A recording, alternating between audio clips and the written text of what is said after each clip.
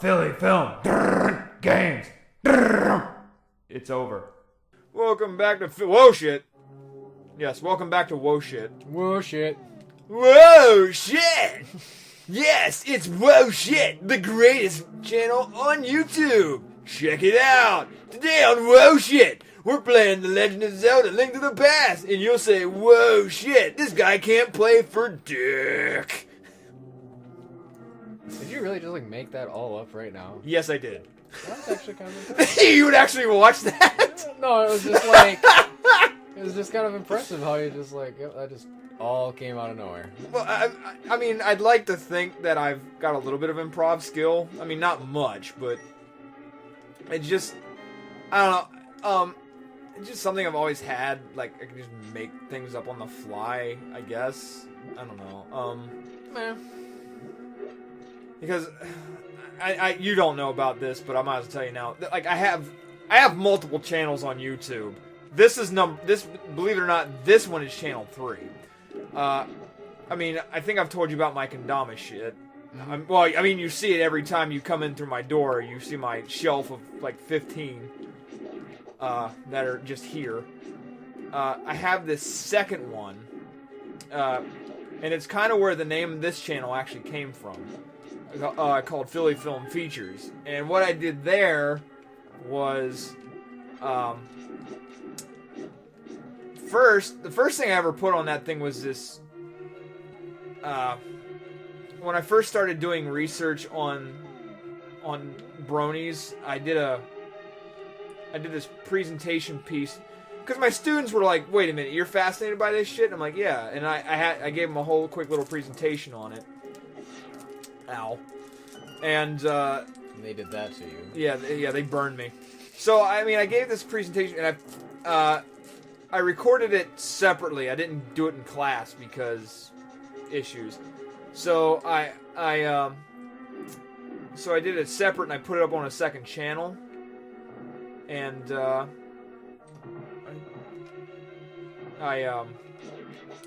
so I had this just second channel sticking around. I'm like, you know what? I might as well add some more shit to it. So what I started doing was I started watching the older generations of My Little Pony, like generations 1 through 3.5, and they are some of the most god-awful things ever. Yeah. And I would just, the first thing that pops in my head, I would just start saying it. And there's a small fan base for that shit, believe it or not. And well, for a while I was doing it, and I was having fun with it. But then Hasbro started to pull copyright claims on everything. So even though it was modified and I was claiming fair use, it didn't matter. Like I got all these copyright slams on me. And on YouTube that can be bad. So I had to give it up for a while. And that's how I started this channel, because it was like, well, if I'm still going to do something, I might as well, I don't know, play video games, something I like doing. Something I enjoy. It's something I enjoy, and, you know, figure out what goes on with that.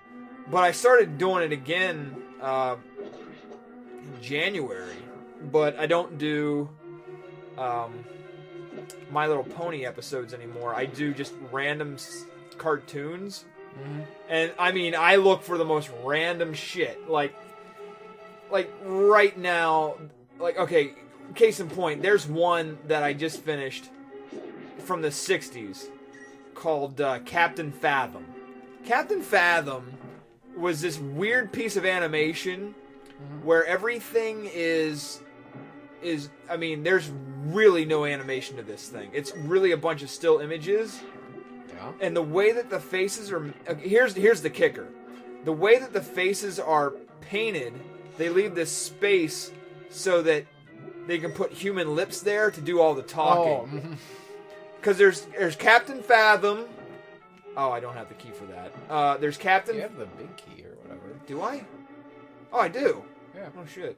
Well, I guess I got it. There's Captain Fathom, Space Angel, and something else. But yeah, they'll focus on the... Clutch Cargo was the other one. Clutch Cargo is actually the most famous one. But yeah, they'll focus in on the face, and then you'll just see these lips move, this mouth moving and talking. So it cut down the animation budget really hard, or so it's like bare bones. Because back then, cartoons on television, animation's expensive to begin with, and anything that you could do to like make it cheaper is worth the effort. So, yeah, I oh god, I was making fun of it so hard. It was. Captain Fathom is dealing with this shit about these two countries who are peace loving.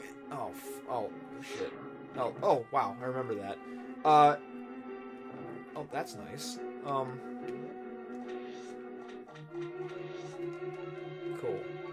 But I can't leave this place yet. I still need the gauntlet because the rest of the dungeon is just have it. Or did you just pull out of the giant? Oh fuck yeah! chest? I'm distracted as shit, man. I get wrapped up when I'm saying that I don't remember what the hell I'm doing. I don't think there's anything down here for me. Oh yes, there is. That's slightly important, right? Yeah, I mean, it wouldn't hurt to have it. No, it wouldn't. Definitely wouldn't. So I'm watching this episode of Captain Fathom. Oh fuck. And, yikes. And it is just so god-awfully bad. Just, because first of all, these two island nations who are very peaceful, but just, like, have, according to them, no capabilities of war because they just chuck spears at each other. Oh, God. Like, just the rampant racism of this show was just insane. So, they're like little island countries that have bad Spanish accents. Mm-hmm. Oh my god. I was comparing them to these characters to the characters from House of Cards, and how it was just gloriously bad. I mean, it's not the worst thing that I've ever done on that little series that I do, because really it only takes me the length of an episode, like however long the stupid thing is. I mean, I'll introduce it what it is, but I don't do anything too extreme. And oh fuck, I gotta find the key. Oh, there it is. Oh well, just shoot me in the back while I'm getting the goddamn key. So, I mean, and like the subscribers will recommend me shows that I should watch. Like, alright, do you remember... Well, okay. I swear that I think this is an affiliation with Polly Pocket, but it's not. It's called Pets in My Pocket.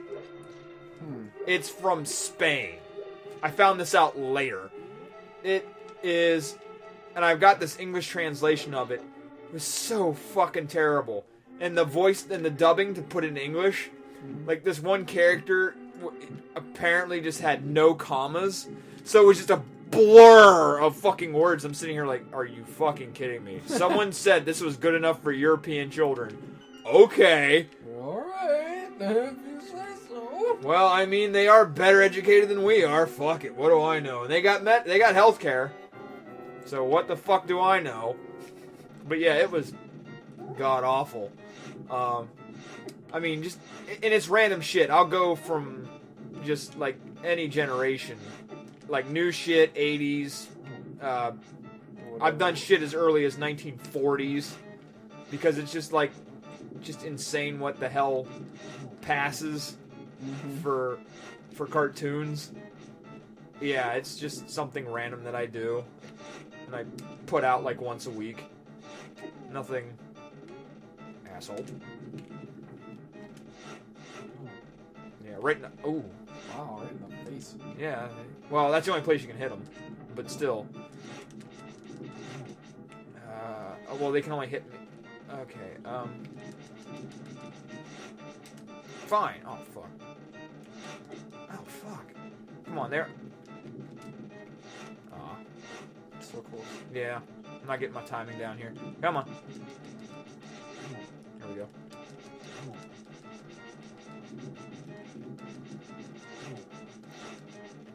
Oh, that's a nice jump. Oh, fuck. Come on. Yeah, I've done probably, well, the new series. I've done about a dozen.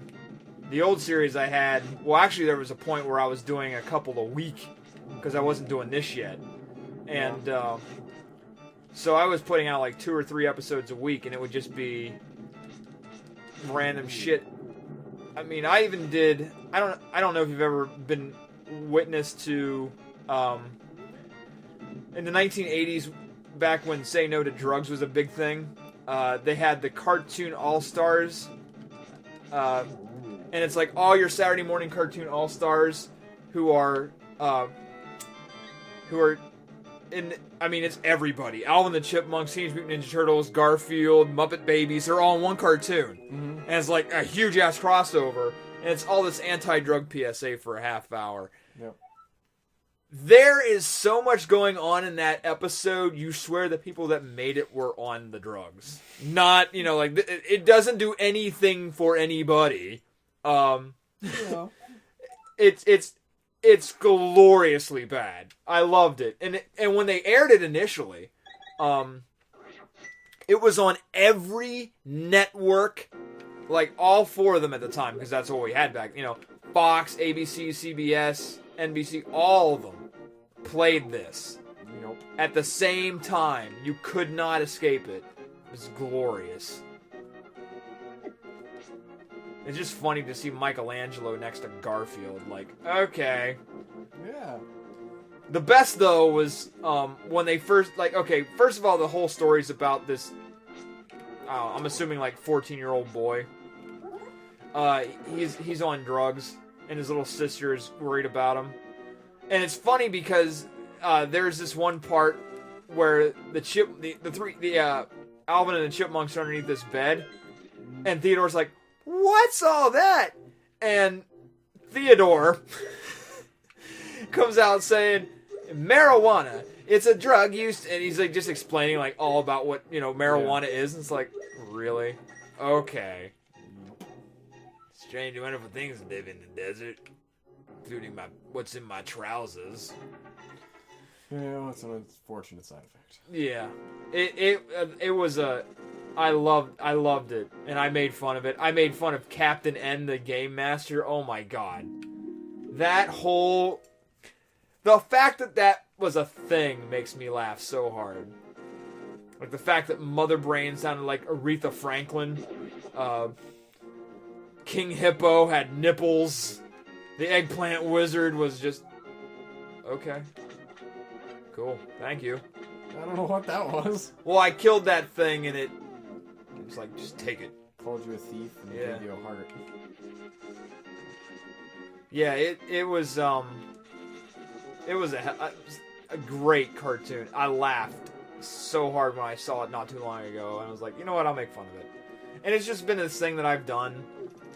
But yeah, that's kind of how... Because it all comes from Mystery Science Theater 3000. I love that show to death. I probably have told you time and again that I go to sleep with that on. Mm-hmm. Like last night was Robot Holocaust from season 1. Nice. Yeah. Fucking Italian-made movie, straight to video, glorious bullshit. Yep. I love that shit to death. But yeah, that's how I just... Like, hell, I don't even remember what I came up with. But okay. We'll do that. Skill. That is skill. Oops, there's a bomb underneath that. Yeah, it was. Huh.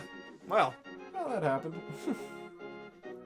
But yeah, by doing that shit, it's helped me get creative about what I do. I mean, it's not like my life's mission is to be this funny guy. I mean, if anything, I just want to teach, but not be bland. Mm-hmm. Like, you know what? I'll tell you about that next time on Philly Film Games. This is running into 14 and a half minutes. So I'll tell you about this next time as I go to get Zord's flippers. Stay tuned, kids. That's called a cliffhanger. Haha, as you jump over a cliff. Nice! I didn't even realize that shit. It's called the cliffhanger. Whoop. I was like, wow, did you try? No, I didn't even try for that. It's just perfect. Holy fuck.